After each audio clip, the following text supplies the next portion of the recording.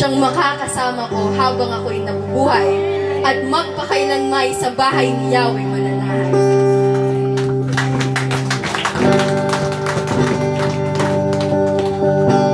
Amen. Magandang gabi sa ating mga kapatid.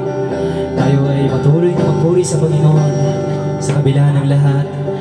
Lagi natin itaas ang Panginoon, mga kapatid, sa ating buhay.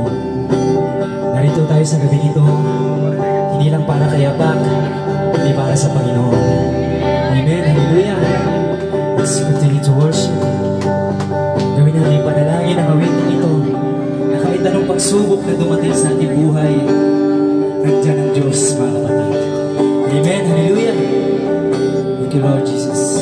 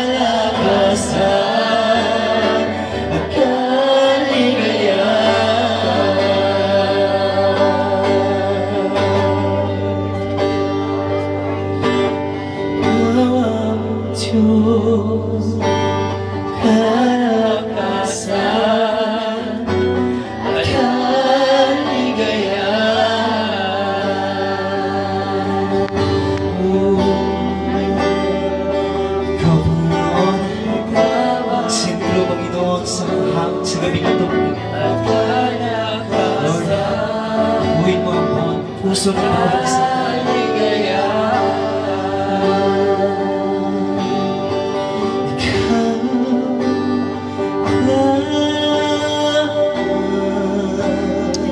Amen. Hallelujah.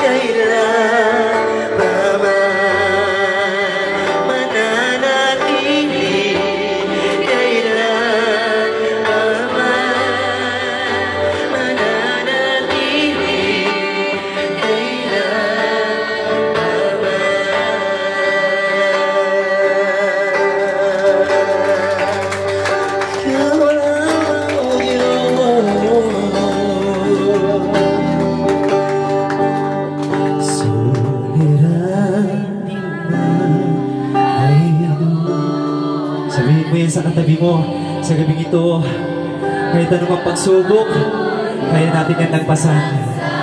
Dahil kasama natin ang Panginoon. Amen? Damdamin mo ang awit na ito para sa Panginoon. Sa gabing ito, naway maramdaman mo siya dahil hindi ka nag-iisa. Hallelujah! Isa pa. Sulit. Hallelujah. Ikaw lamang, O Diyos, ang sasambahin.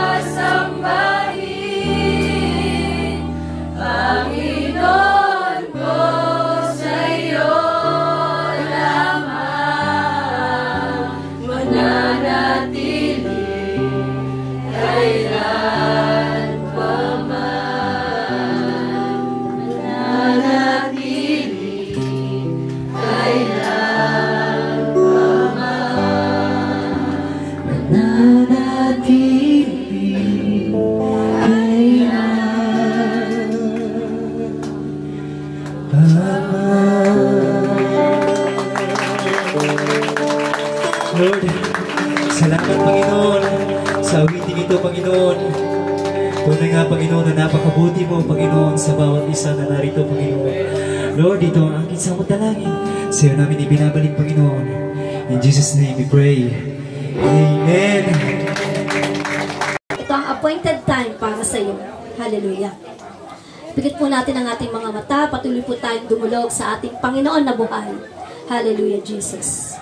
Ama naming banal, maraming salamat, Panginoon, sa oras na ito, Lord, na kung saan, Lord, nagkakatipon, Panginoon, ang iyong mga anak, Lord God, ang bawat nilikha mo, Panginoon, dito sa mundo, Lord God, upang, Panginoon, parangalan ang iyong salita. Dalangin namin, Ama, Lord God, habang kami nakikinig ng iyong salita, buksan mo, Panginoong Jesus, ang aming mga espiritual na pandinig, na kung anuman, Panginoon, ang nais mong ilagay sa aming mga puso ay patuloy na tutubo ito sa matabang lupa, Lord God. Hallelujah. Gayon din, Panginoon, tinataas namin, Panginoon, ang pamilyang nagluluksa sa pagkaulila, Lord, ng kanilang mahal sa buhay, na ikaw, Lord, ang magbaba, hallelujah, ng comfort, Panginoon. Aliwin mo po sila, Panginoong Jesus, Lord God.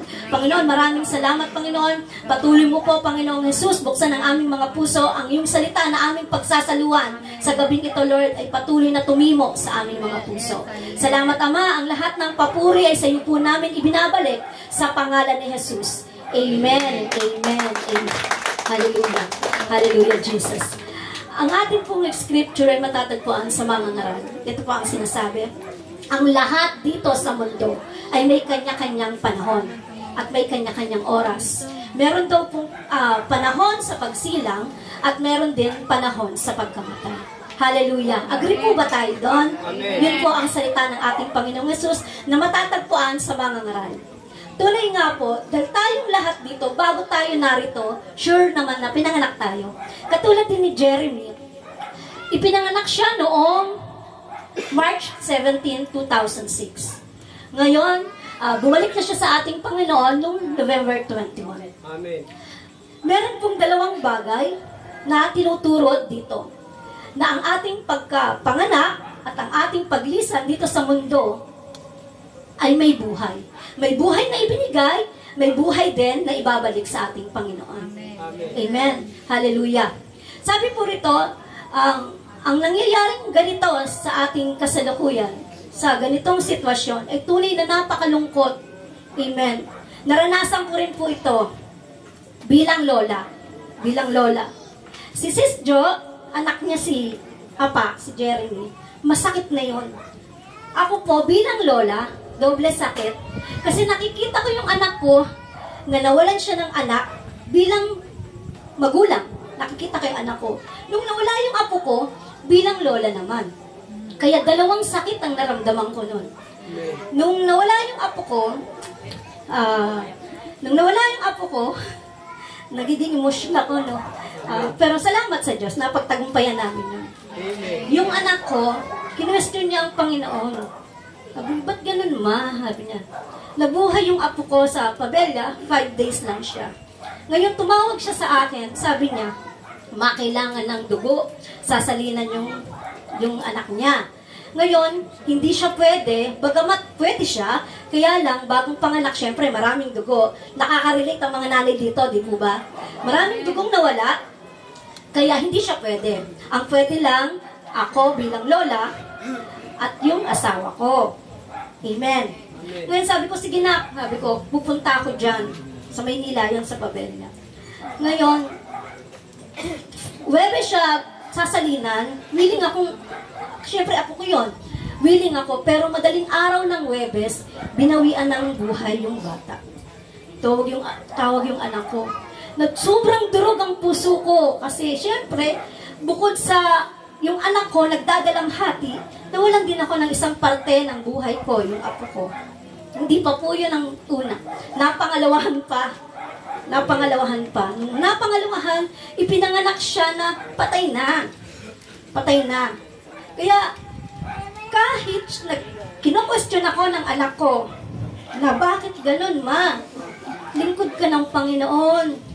Sumusunod tayo sa Kanya. Bakit ganun? Dumating sa point na ayaw niya nang umata ng church. Ayaw niya na rin mag-conduct ng Bible study. Ako bilang nanay, dahil sa ganong sitwasyon, nakikita ko nanghihina ang anak ko. Sinabihan ko si Pastora na dalhin sa bahay yung Bible study. Kahit ayaw niya. Niloob ng Panginoon na mangyari yon dahil nga po sa nangyayaring struggle sa aming pamilya. At nung simula nun, lagi akong nananalangin sa tulong ng mga kapatiran at ni Pastora na rin bilang magulang namin sa pananampalataya.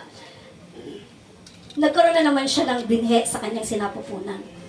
Tuwing gabi, tuwing umaga, niluluhod ko sa Panginoon, Lord, sabi ko, kaloob mo to, inaangkin ko na, I declare sa amin to. Hallelujah. Amen. Nangyari nga po. Kaya dito, naisip ko lang, na kung kaloob ng Panginoon, kahit anong gawin natin, wala tayong magagawa talaga. Gaya nga na sinabi ni Pastora, kanina na-bless ako sa isang kapatiran na sinabi niya habang nasa bahay siya na kahit daw na nasa Southwood siya, sumisigaw daw siya sa panalangin para kaawaan ang buhay ni Apak. Pero dahil hindi kaloob ng ating Panginoon, hindi nangyari. Yun po ang sinasabi na ang panahon ng pagsilang at ang panahon ng pagkamatay, hindi natin kontrolado. Amen? Hindi natin kontrolado, kundi ang Panginoon lamang. Hallelujah. Dalawang bagay ang pinagmumulan ng tao kung bakit nagkakaroon tayo ng buhay. Una na nga po yun, yung isinilang tayo. Amen. Katulad po nitong baso na to. Amen. Ito po tayo, sample ko lang. Ito ang pinagmulan. Hindi naman po makakapasok yung tubig dito kung hindi isinalin dito sa simula. Amen po ba? Ngayon nung ininom ko, meron siyang bakas na tubig na katunayan na tubig ang nilagay dito. Kasi kung Coke, syempre maitim, no? Yun na ang katapusan. Ibig ko pong sabihin dito na tayong mga tao, pag tayo umalis dito sa mundo, nakikita yung bakas natin. Anong klaseng tao tayo? Amen? Amen. Anong klaseng tao tayo nung tayo binigyan ng buhay na nagre-represent ng tubig na ito? Tayo po ba'y malinis? Amen? Hallelujah? O baka cook tayo na nilagay dito na nung ininom tayo yung bakas maitim? Amen po ba? Hallelujah. Sabi po, sa oras tayo ipinanganak, ano po ba ang nagkakaroon sa atin? Di po ba buhay? Hallelujah. Maski yung mga nasa tiyan, nasa fetus, yung fetus mismo sa tiyan ng nanay, may buhay yan. Kahit sabihin natin segundo, kahit yung apo ko na ipinanganak na patay, may buhay yon sa loob ng tiyan. Kasi nung bago siya pinanganak, naririnig mo naman, syempre in ultrasound, kumikilos. Buhay siya sa loob ng tiyan. Alam yun ng ating Panginoon, kung hanggang kailan siya, ilan seconds lang ang itatagal mo sa loob ng tiyan.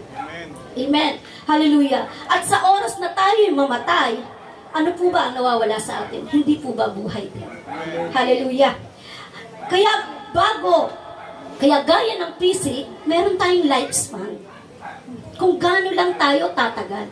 At ang Panginoon ang may takda nito para sa atin.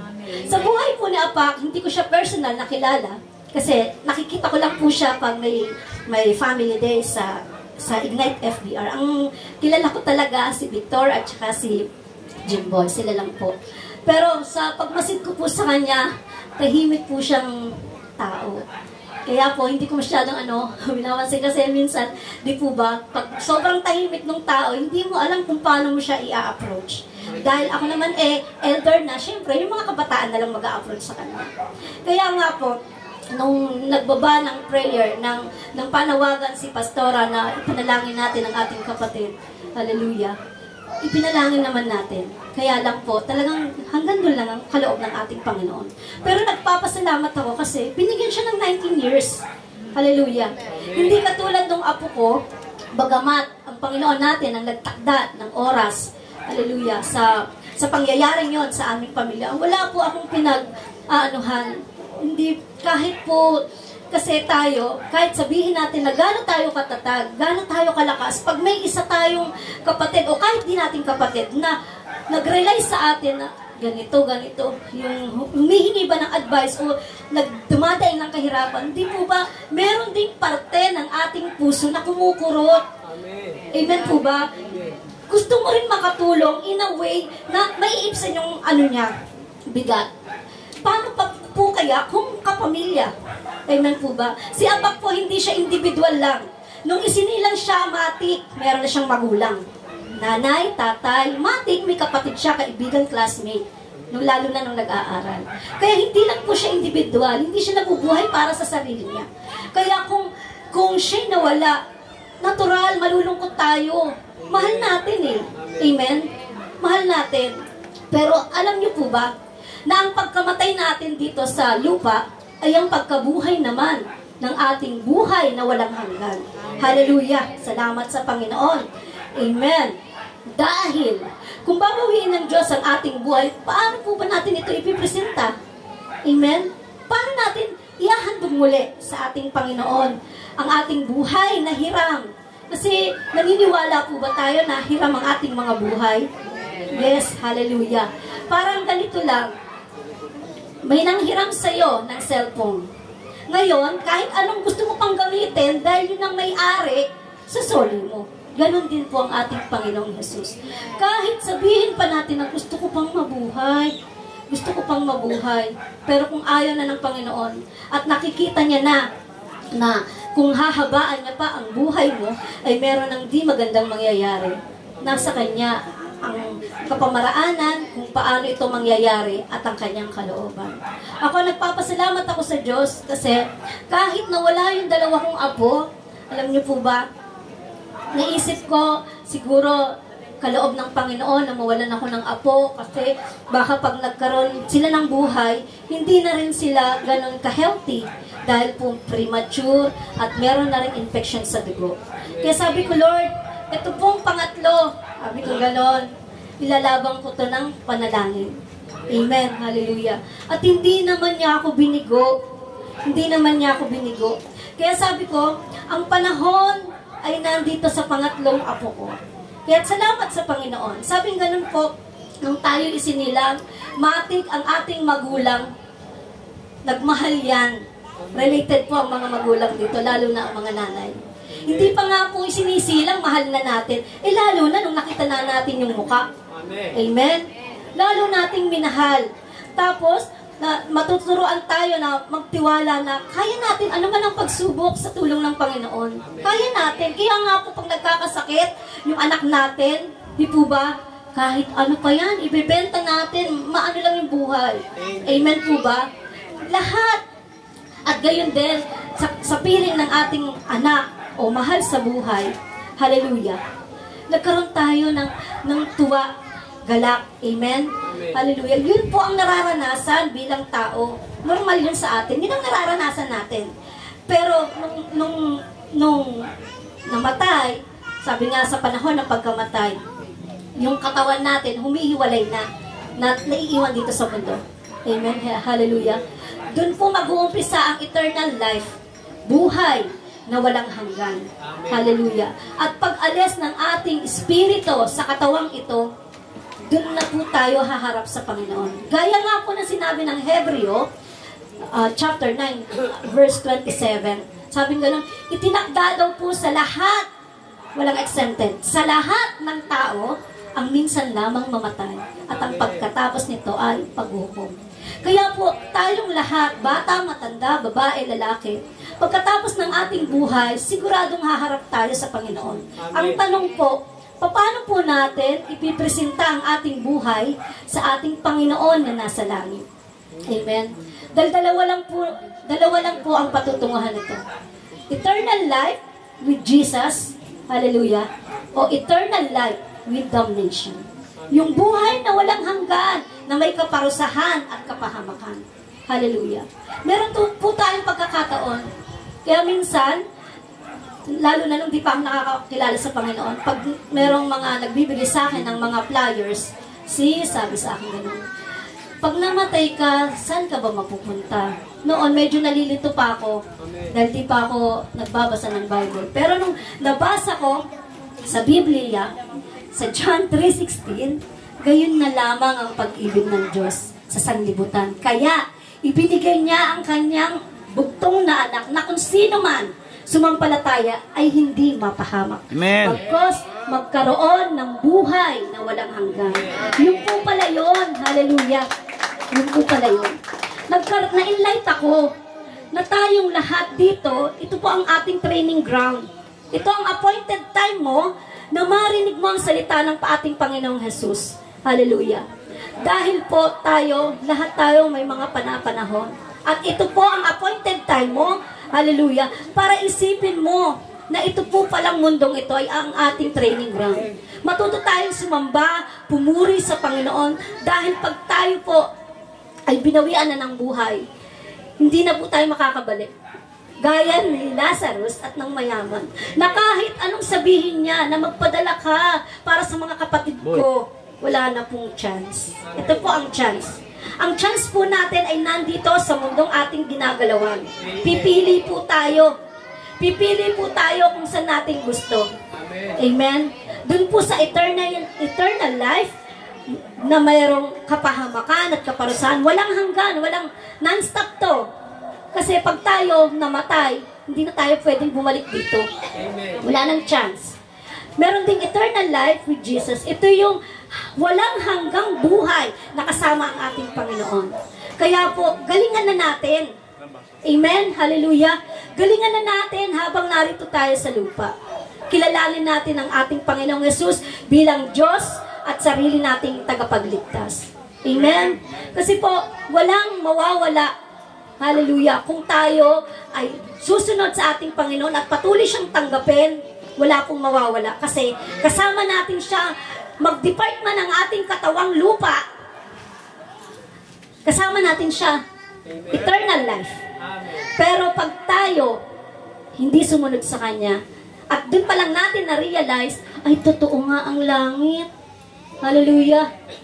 Kahit po na-realize na natin, gaya ng mayaman na namatay, wala na pong second chance. Kaya lahat po ng chance narito sa lupa. Hallelujah.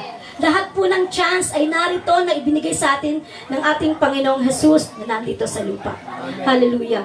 Kaya po, kung anuman ang ating mga binibitbit, mga dinadala, hallelujah, ibigay natin sa Panginoon.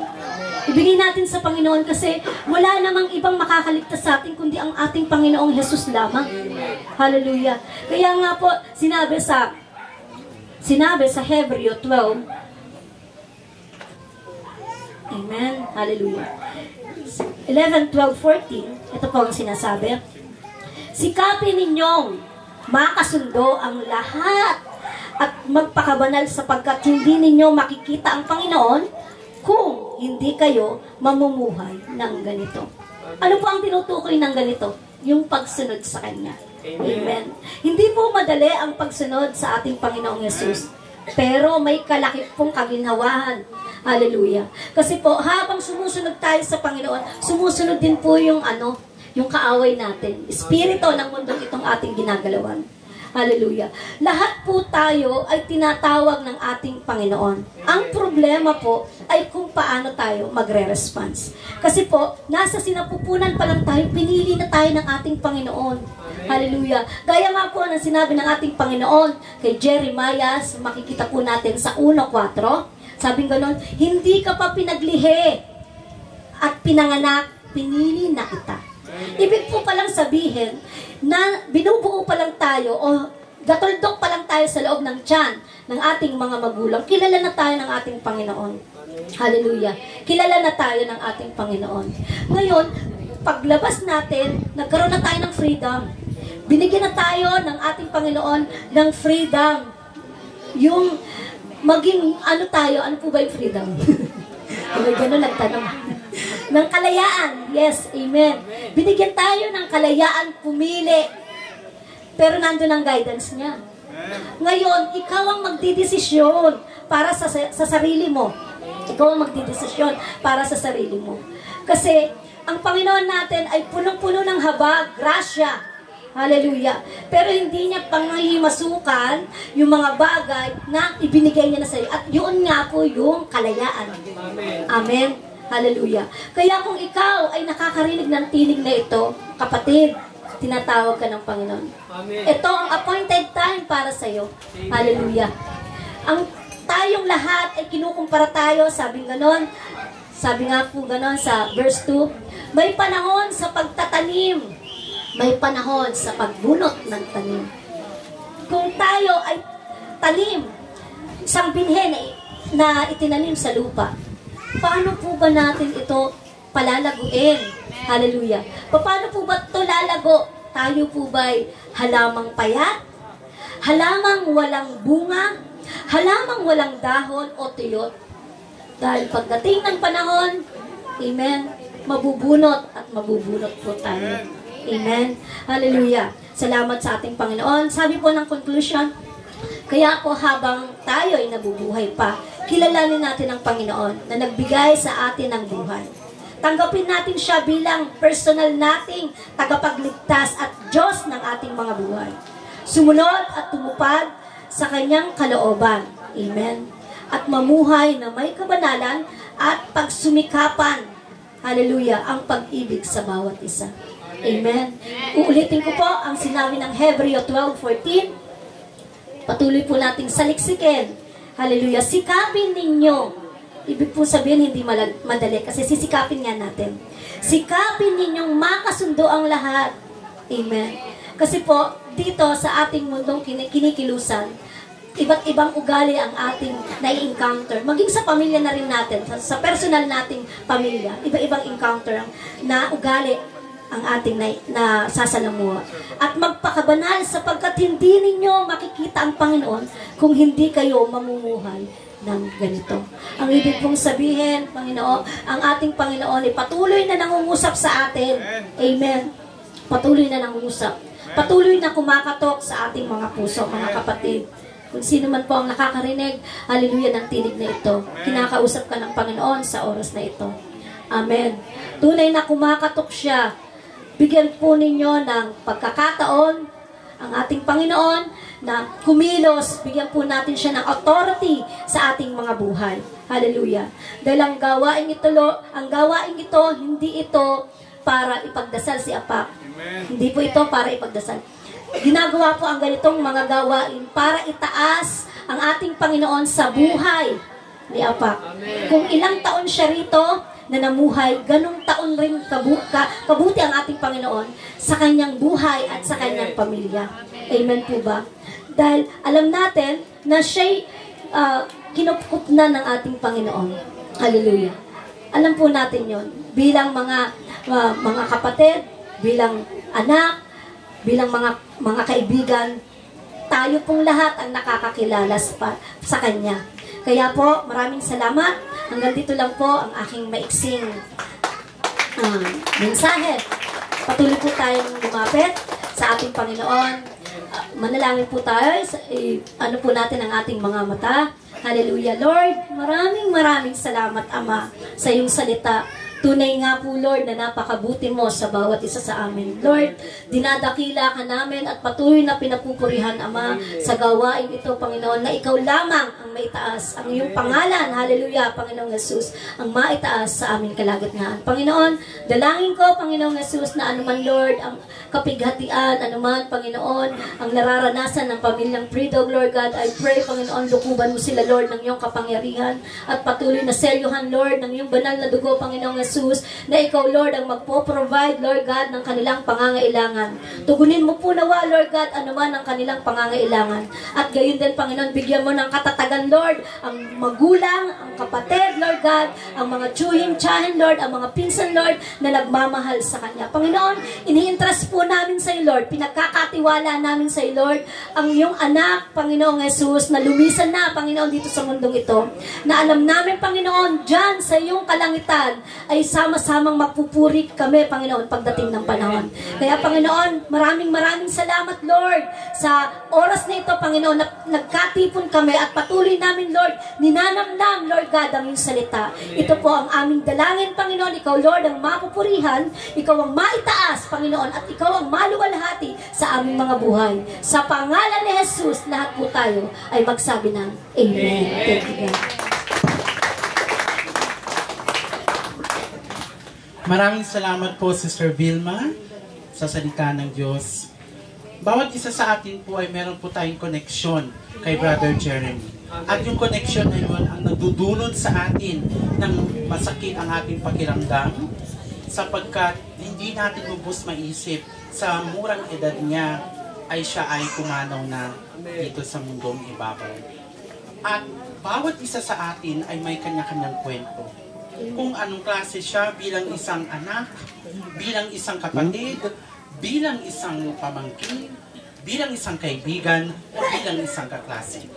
Sa gabing ito, pakinggan natin ang isa sa kanyang mga kaklase na nakasalamuha kay Brother Jeremy, ang kwento niya. Tawagin ko po si Jay.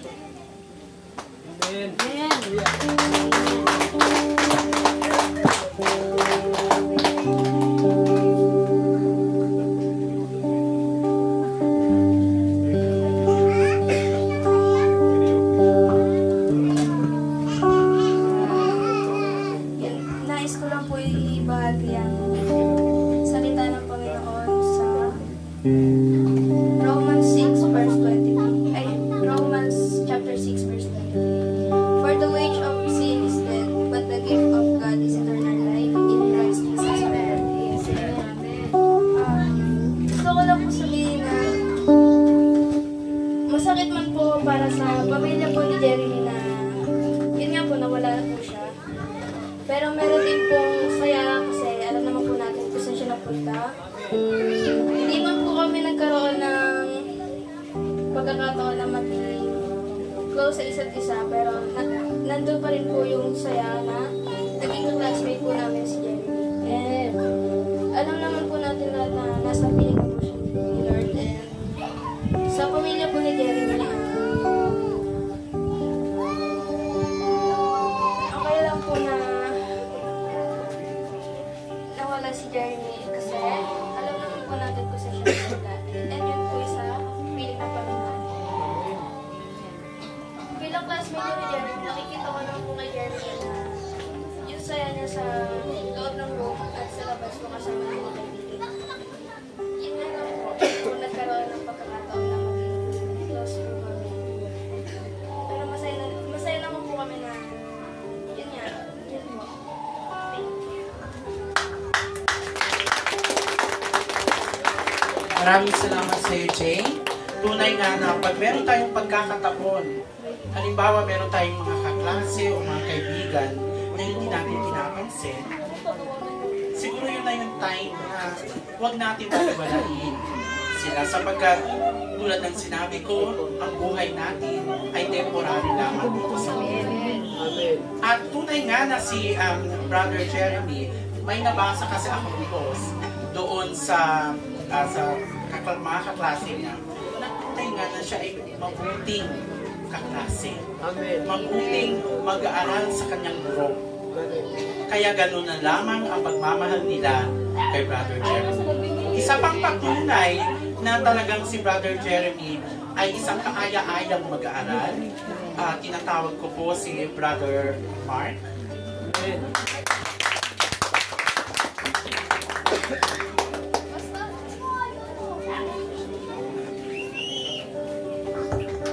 Po sa ating lahat. Ako po si Mark. I'm a Christian in the Hope Church. Ibabahagi ko lang po sa inyo yung konting memorya po sa amin ni Apak. One time po ng gabi po noon, nandito kami ni Cedric, pati si Apak.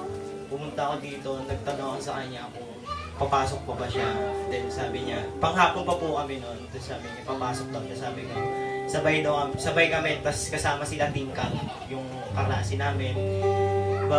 Napakabait ni Apa, sa mabuti niyang puso, di siya masyadong makulit sa school, tahimik lang po siya. Then, ibabahagi ko lang po sa inyo yung Jeremiah 29:11, For I know the plans I have for you, declares the Lord, plans to prosper you, plans to give you hope in the future. Ito po yung mga plano ni Lord na bibigay ng yung magandang plano sa kanya. Si Lord na po bahala sa kanya. Kasama niya na po si Lord sa langit. Ibabahagi ko lang ulit po sa inyo. Siya po yung pinakamabait na kaibigan ko sa street po na ito, na Block 27. And yun lang po. Glory to God.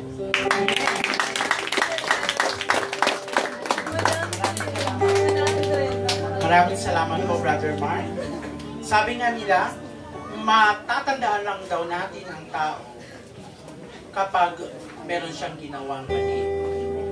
Subalit, kabaligtaran yun sa tinestimony ni Brother Mark.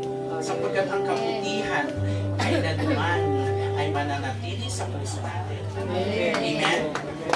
At syempre, kung masakit sa amin bilang mga ka-churchmate, ang pagwawala po ni Brother Jeremy, higit na masakit po sa kanyang mga tita. Sapagkat kung masakit sa magulang, kung ano ang nararamdaman nila, ay magka-level lang po ang pain, magka-level lang po ang sorrow na nararamdaman nila. Kaya sa gabing ito, pakinggan natin ang mensahe na magmula po sa isa sa kanyang mga tita na si Tita Mary Jane.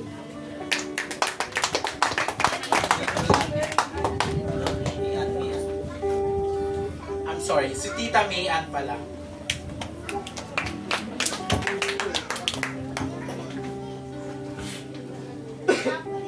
Wala. Okay, meron pa po isang tita na magbabahagi po ng kwento patungkol po kay Brother Jeremy. Siya po ay si Tita Christina.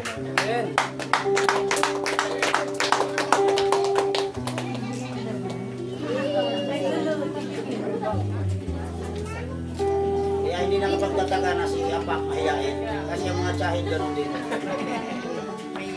Talagang sa pagmumukha po ni Brother Jeremy na maamo. So, ibig sabihin, mahiyain po siya. So, ganoon din po ang kanyang mga tita na mahiyain.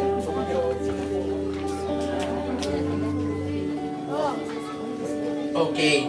Anyway po, bukas meron pa po tayong funeral service. At ang last lamay o tinatawag nating necrological service ay mangyayari po sa Friday night. Kaya mga kaklase, iniimbitan po namin kayo muli na dumano sa necrological service. Ito po ang last lamay na mangyayari po sa Friday. Kaya po, ang alam ko po, marami pa po ang gusto magsalita. Subalit, meron pa tayong pagkakataon bukas at sa Friday po. Inanyayahan ko po ang lahat na tumayo para sa closing prayer na pangunahan po ni Sister Jean Longco.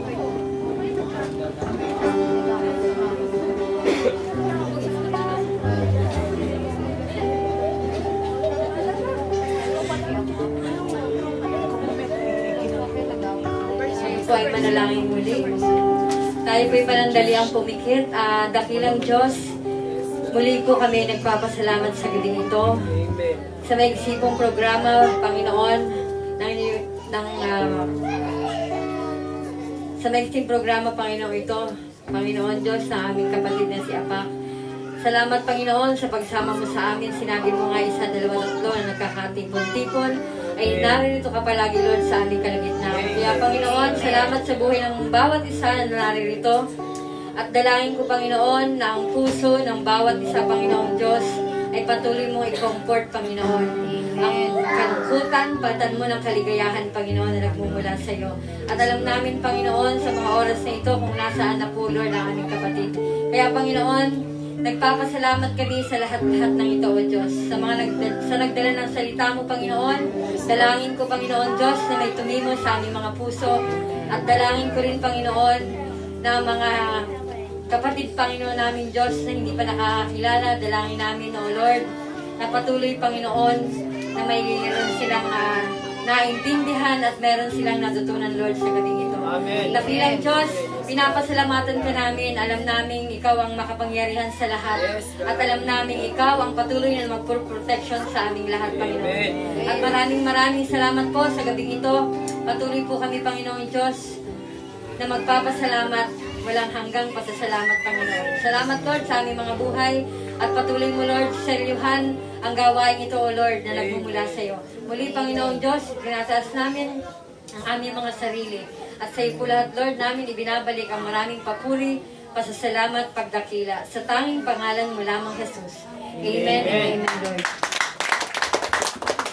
Muli po, maraming salamat sa inyong lahat sa pagdalo sa gabing ito. At remember always po na dapat ilagay natin ang Diyos as center of our lives. To God be the glory po sa ating lahat. Amen.